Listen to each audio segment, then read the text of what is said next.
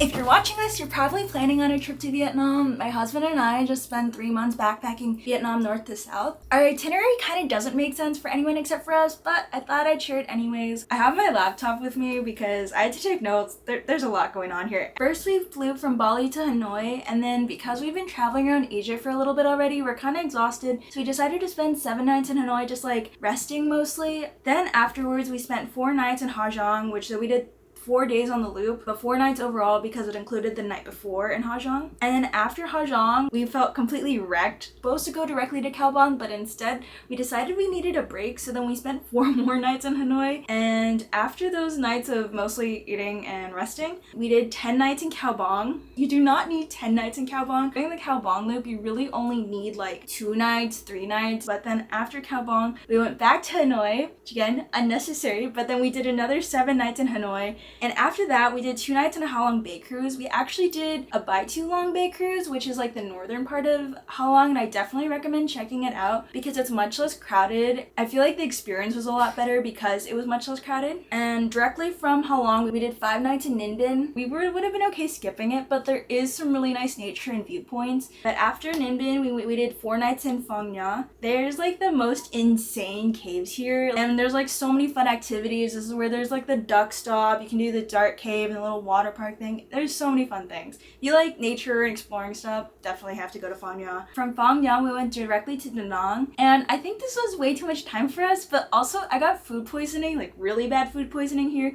so it was okay, and it was like an okay place to rest. Anyways, after Da Nang, we did 5 nights in Hoi An. And if you want to get clothing tailored, I'd recommend at least 5 days if you want to get alterations and everything. Unfortunately for us, it was flooding the whole time, so we didn't really do many activities. After Hoi An, we took an overnight bus to Dalat, where we spent 6 nights. I think most people would say this is too much time, but there's lots of cool things to explore. The climate's much different than a lot of Vietnam, so it's really nice to enjoy like the cooler weather.